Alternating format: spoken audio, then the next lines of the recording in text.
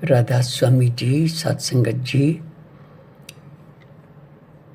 राजा भर्तरी का नाम तो सुना ही होगा, कौन नहीं जानता। बड़े हितैषी चक्रवर्ती राजा थे, उज्जैन नगरी के। विक्रमजीत के बड़े भाई थे और राजा गोपी चंद के मामा। बड़े अच्छे स्वभाव के थे। उनके राज्य में बड़ी सुख और समृद्धि की वर्षा होती थी। एक रोज जंगल में चले गए, आखेट के लिए बिछड़ गए अपने साथियों से, रास्ता भी भटक गए। आगे देखा तो एक महात्मा साधु बाबा बैठे हुए थे। कोई संपदा नहीं थी उनकी, बस दंड कमंडल और लंगोट लपेटे हुए थे। उनको जाकर के प्रणाम किया और पानी की याचना करी। संत ने उनको पानी पिलाया। कमंडल में से पानी पिलाते हुए उनके मत्थे के ऊपर नजर पड़ी तो देखते हैं कि मत्थे पे तो कुछ और ही लिखा हुआ है। और ये राजा, ठीक है। पानी पी करके राजा बैठ गए वहीं पर, थोड़ा विश्राम किया, कुछ अच्छी बातें भी सुनी। संत महात्मा बोलते हैं, हे राजन, हमें तुम्हारी दशा देख करके बड़ी खुशी प्राप्त हो रही है। हम तुम्हें एक फल देते हैं, अमर फल। इसको खा लेना, तुम अमर हो जाओगे और सुख समृद्धि का संदेश दुनिया को दोगे। ठीक है बाबा, जैसी इच्छा। फल दे दिया कि मैं घर पे जाके नहा धो करके फिर इसको खा लूँगा। ले गए फल को। राजा अपनी पत्नी से, रानी से बहुत प्रेम करते थे। रानी पिंगला, बड़ा प्रेम था उनका। अगर उनकी प्रेम की गाथा सुनाई जाए तो आप भी अचंभे में रह जाएंगे, इतना प्रेम था उनका। तो राजा ने वो फल रानी को दे दिया। रानी कोतवाल से प्रेम करती थी। रानी साहिबा कोतवाल से प्रेम करती थी। रानी ने वो फल कोतवाल को दे दिया। कोतवाल वेश्या से प्रेम करता था। वो फल कोतवाल ने वेश्या को दे दिया।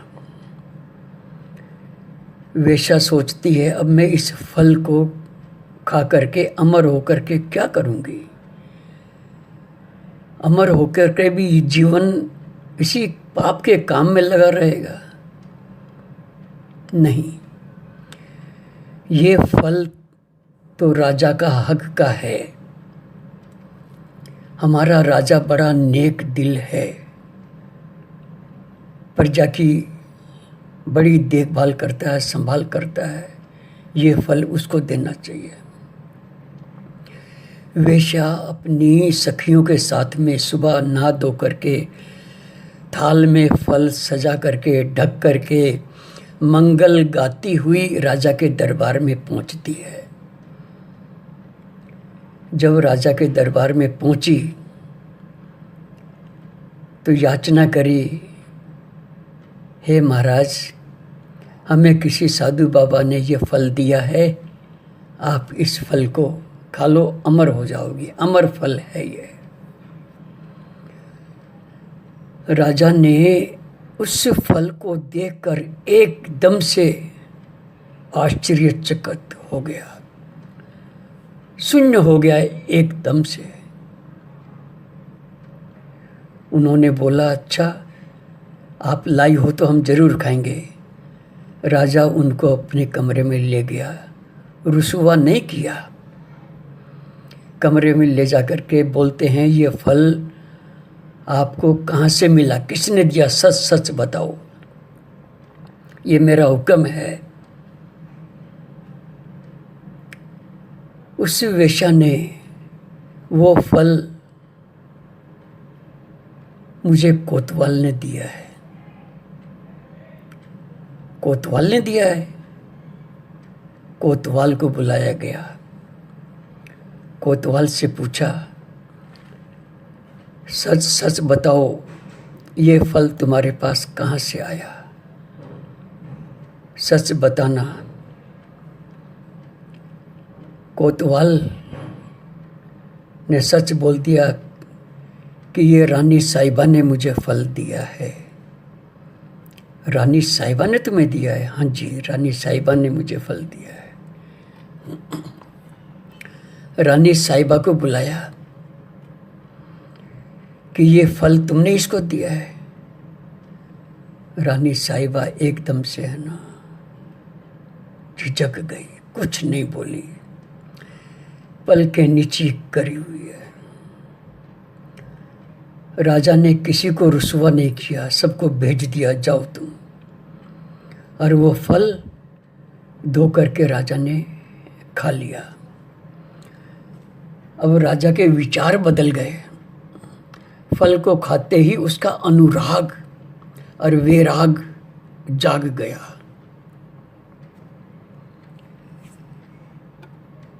अब वो सारी रात परेशान, दिन परेशान, उसका मन न लगे राजकाज में।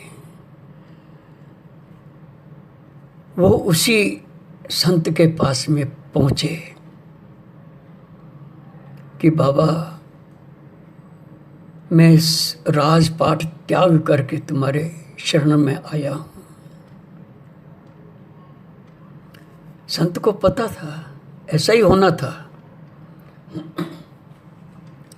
संत बोलते हैं, अभी तुम्हें कुछ दिन और गुजारने हैं वहीं पर, हमारा हुक्म है, जाओ तुम। बस 2-3 दिन की बात है, फिर आ जाना। ढिंडोरा पीट दिया भी। राजा ने राजपाट छोड़ करके फकीरी धारण कर ली हैगी, सारा श्रृंगार उतार दिया। गोपी चंद को जब पता चला, वो भी आए अपने नगर से, आकर के कहते हैं, मामा जी आपने इतनी जल्दी कर दी, इतनी जल्दी निर्णय ले लिया, जोगी बनने का वेग धारण कर लिया आपने। रुक जाओ, 1 दिन और रुक जाओ, बस मेरे लिए 1 दिन और रुक जाओ। ठीक है, हम तुम्हारे लिए ही आए हैं। कुछ शब्द ऐसे निकल जाते हैं। गोपी चंद अपने साथी को ले गया जंगल के अंदर, हिरन मार करके और अपने कपड़े खून में लथपथ करके उसको भेज दिया, तुम जाओ और ये रानी को दे देना। गोपी चंद ने अपनी पत्नी को सोचा कि कहीं ये मामी की तरह तो नहीं है, तो वो कपड़े लेकर के आया कि रानी साहिबा, गोपी चंद को तो शेर खा गया और ये कपड़े देखो मैं निशानी लेकर के आया हूँ। गोपी चंद की पत्नी इतनी धर्म प्रीति नारी थी, उसने वो कपड़े देखते ही वहीं पर उसने चोला छोड़ दिया। सती नारी ऐसी होती है। गोपी चंद आया भागा भागा, कहीं गलती ना हो जाए। आके देखा तो वो तो एकदम से मरी पड़ी हुई है, मर गई। ओह, मैंने तो एक सती नारी का ऐसे ही परीक्षा ले ली और परीक्षा में वो मारी गई। मैं तो हत्यारा हो गया। मेरा तो अब जीवन निर्वाह करना ठीक नहीं है। भर्तरी के पास आया, मामा जी ऐसे ऐसे हाल हो गया, अब मुझे भी इस संसार से विरक्ति लग रही है, संसार मुझे विमुख लग रहा है। दोनों वहां से निकल गए जी, गोपीचंद और भर्तरी, मामा और भांजा। सारा नगर देखता रहा।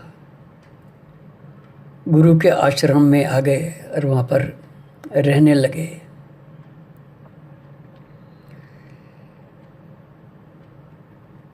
और उनके साथियों ने सोचा और गुरु से प्रार्थना करी, महाराज ये राजपाट छोड़ के आए हैं, इनके अंदर तो वासना भरी हुई होगी। हाँ, मैंने इनको देखा है, बाकी वो बात नहीं है वासना वाली। फिर भी तुम्हारा शक दूर करने के लिए इनको भेजते हैं। उन दोनों के गले में झोलियाँ डाल दी और भिक्षा मांगने के लिए भेज दिया कि अपने नगर में भी भिक्षा मांग करके लाओ। अपने नगर से भी गांव गांव भिक्षा मांगते हुए चले गए। अपने नगर में गए, वहाँ का सारा नगर देख करके हैरान कि राजा जोगी बन करके आया है। कोई थाल में मोतियाँ लेके आ रहा है, कोई हीरे लेके आ रहा है, कोई जवाहरात लेके आ रहा है, कोई गहने लेके आ रहा है। नहीं, हमें तो एक मुट्ठी अनाज चाहिए, बस, इससे फालतू नहीं चाहिए। एक मुट्ठी अनाज चाहिए। पहले एक मुट्ठी का ही रिवाज था। भिक्षा मांगते मांगते अपनी माँ के कमरे के नीचे से निकले, आवाज़ लगाई, भिक्षान देवी। माँ निकल के आई। आकर के माँ के चेहरे पे मुस्कान। माँ हो तो ऐसी।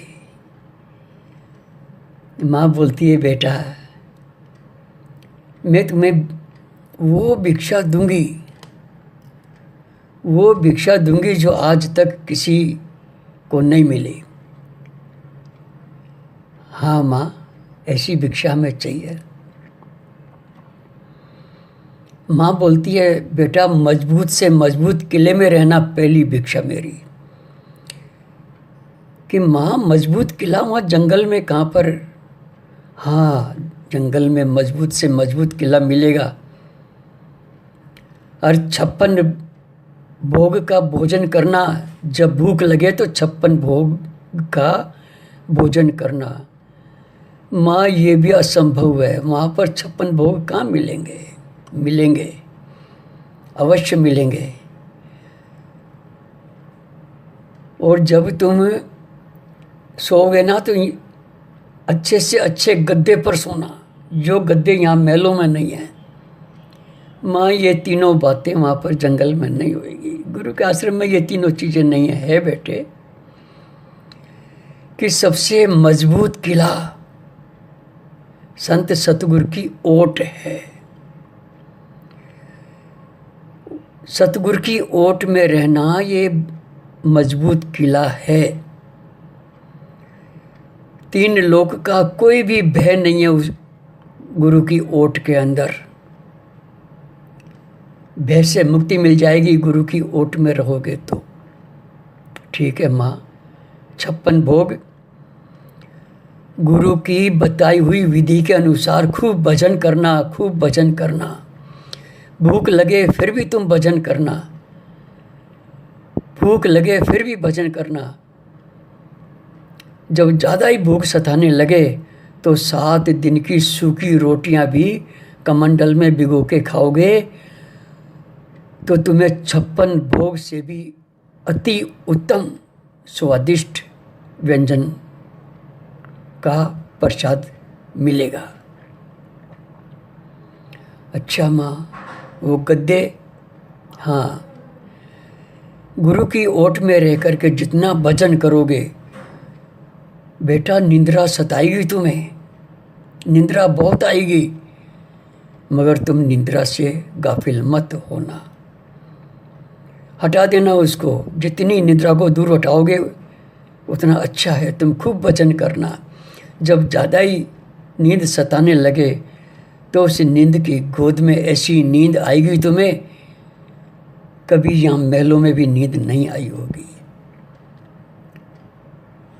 जैसी इच्छा माँ को प्रणाम करके आ गए। गुरु को सारी भिक्षा जो माँ से मिली थी सब दे दी, माँ की भी भिक्षा अर्पण कर दी। गुरु साहिबान, वो सतगुरु दाता बड़े खुश हुए, बड़े प्रसन्न हुए। धन्य है गोपी चंद और भर्तृहरि। यहाँ पर भर्तृहरि को नींद बहुत आती थी। वो नींद से सवाल जवाब करते हैं। देखो क्या कहते हैं। उन घर जाओ बेरण निंद्रा, जिन घर राम नाम नहीं होए। उन घर जाओ बेरण निंद्रा, जिन घर राम नाम नहीं होए। राम नाम नहीं होए उन घर, हरि भजन ना होए। उन घर जाओ बेरण निंद्रा, जिन घर राम नाम नहीं होए। राजगरा में जाइजे निंद्रा, वहाँ मिले रस भोगी। राजगरा में जाइजे निंद्रा, वहाँ मिले रस भोगी। मारो संग तू छोड़ बाउली, हम तो रमता जोगी। हम तो रमता जोगी। उन घर जाओ बेरण निंद्रा, जिन घर राम नाम नहीं होए। उन घर जाओ बेरण निंद्रा, जिन घर हरि भजन ना होए। भरी सभा में कूड़ो बोले, निंदिया करे पराई। भरी सभा में कूड़ो बोले, निंदिया करे पराई। वो घर हमने तुझको सौंपा, वो घर हमने तुझको सौंपा। जाजे बिना बुलाई, ओ जाजे बिना बुलाई। उन घर जाओ बेरण निंद्रा, जिन घर राम नाम नहीं होए। उन घर जाओ बेरण निंद्रा, जिन घर हरि भजन ना होए। ऊंचा मंदिर देख सकीरी, कामनी चंवर डुलावे। ऊंचा मंदिर देख सकीरी, कामनी चंवर डुलावे। मारे संग तू काई लेसी, मारे संग तू काई लेसी। गणो गणो दुख पावे, गणो गणो दुख पावे। उन घर जाइजे बेरण निंद्रा, जिन घर राम नाम नहीं होए। उन घर जाइजे बेरण निंद्रा, जिन घर हरि भजन ना होए। कहे भर्तृहरि सुन मारी निंद्रा, यहाँ नहीं तेरा वासा। कहे भर्तृहरि सुन मारी निंद्रा, यहाँ नहीं तेरा वासा। राज छोड़ कर लीनी फकीरी, राज छोड़ कर लीनी फकीरी। हरि मिलन की आशा, हरि मिलन की आशा। उन घर जाओ बेरण निंद्रा, जिन घर राम नाम नहीं होए। राम नाम नहीं होए उन घर, हरि भजन नहीं होए। उन घर जाइजे बैरण निंदरा, जिन घर राम नाम नहीं होय, जिन घर राम नाम ना होय। साथ संगत जी, राजा भर्तरी की साखी और शब्द से हमें सीख लेनी है। बाबा जी कहते हैं हम इस दुनिया में सीखने के वास्ते आए हैं, सीखना है। सीखते सीखते जिंदगी गुजर जाती है, फिर भी हम सीख नहीं पाते। उस सत्य को सीखना है, सत्य जिसका हमें संग करना है। हमारे घट के अंदर है, रोम रोम में वो सत्य बसा हुआ है। हमारे संत सतगुरु दाता जी ने बड़ी दया करी। जो भर्तरी और गोपी चंद को दीक्षा मिली थी, जो नाम और गुरु मंत्र मिला था, वही चीज़ तो आज हमें मिली हुई है। हमें भी वही चीज़ मिली हुई है। शुक्र है दाता का, आज हमारे गले में झोली नहीं है। अगर झोली डाल देते तो हम में से कुछ ही लोग पास होते हैं, नहीं तो कोई पास नहीं होता। हमें संत सतगुर का हुक्म मानना है और उसकी ओट में रहना है। सबसे बड़ा मजबूत किला है। और ये तो अपनी कमाई है, जितनी कमाई करेंगे उतना ही हमें फ़ायदा होगा। बड़े हुजूर महाराज जी बोलते थे ना, माली बाग लगाता है, फल आते हैं वृक्षों के, माली देख देख करके खुश होता है। फल तो मालिक ने ही खाने हैं ना। तो हमें भी साखी और शब्द से सीख लेनी है और संत सतगुरु का हुक्म मानना है, उसकी ओट में रहनी है। राधा स्वामी जी।